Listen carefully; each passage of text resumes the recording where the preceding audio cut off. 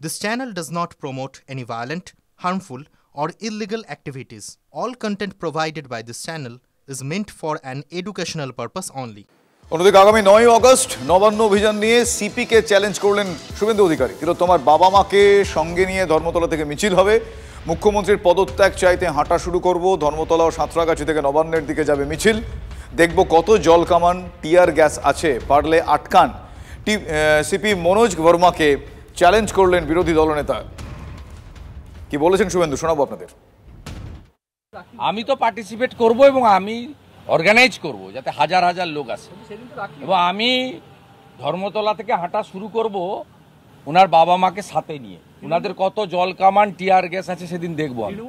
হাতে বোনের কাছ থেকে, দিদির কাছ থেকে রাখি নিয়ে আরেকটা বোনের বিচার চাইতে, মমতার পদত্যাগ চাইতে ওর বাবা মাকে সাথে নিয়ে আমি আগাবো, পারলে আটকান। আমি বলে গেলাম সিপি মনোজ বর্মাকে রানী রাসমণি রোডে জমায়েত হব। উনার পিতৃদেব মাতৃদেব কালকে বলেছেন আমরা থাকবো, আমি সঙ্গে থাকবো। এইখান থেকে বড় মিছিল যাবে, সাঁতরাগাছি থেকে আরও একটা বড় মিছিল আসবে।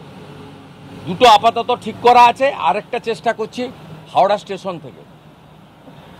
এর আগের দিন আপনি মমতা ব্যানার্জি সকাল 8টায় ঢুকেছিলেন নবান্নতে, 27 আগস্ট। এবারে আগের দিন রাত্রি থেকে থাকবেন, ঢুকলে আপনি বেরোতে পারবেন না, আমি আপনাকে বলে গেছি।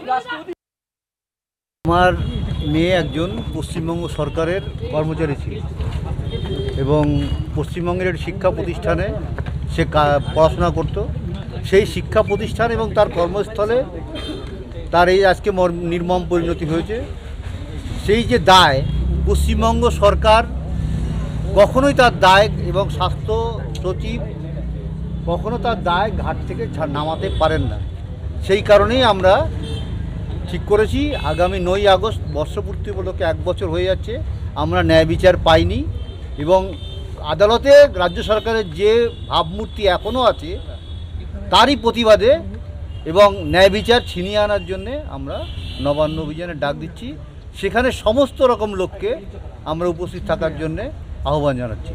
এবং 14ই আগস্ট যেরকম কোটি কোটি লোক রাস্তায় নেমেছিল রাত দখল করতে, আমি বলবো এই সমাজকে পরিবর্তন করতে আবার ওই রকমভাবে সবাই যেন রাস্তায় নামেন এবং 14ই আগস্ট রাত দখলের দিনটা আবার যেন পুনরায় পালিত হয় এবং ওইভাবে সবাই সমাজে রাস্তায় এসে সরকারকে বুঝিয়ে দেবেন যে তিনি অন্যায় করছেন। সরকার যদি কোনো অন্যায় করে তাকে বোঝানোর ক্ষমতা কিন্তু মানুষেরই আছে।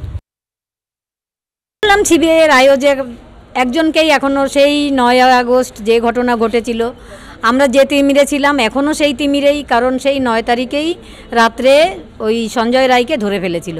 তারপরে দুজনকে মাত্র ধরেছিল, তাদেরও চার্জশিট না দেওয়ার কারণে ছাড়া পেয়ে গেছে। এগুলোই ওনাকে বললাম। তাহলে কি সিবিআই কাউকেই পায়নি, নাকি পেয়েও কিছু করছে না, ধামাচাপা দিয়ে তারাও এড়িয়ে যাওয়ার চেষ্টা করছে? এটাই বললাম। কি বললেন শুভেন্দু অধিকারী, কি বললেন, কাকে বললেন? শুভেন্দু বললেন আমি উপরের লেভেলে এগুলো জানিয়েছি, দেখছি কি করা যায়।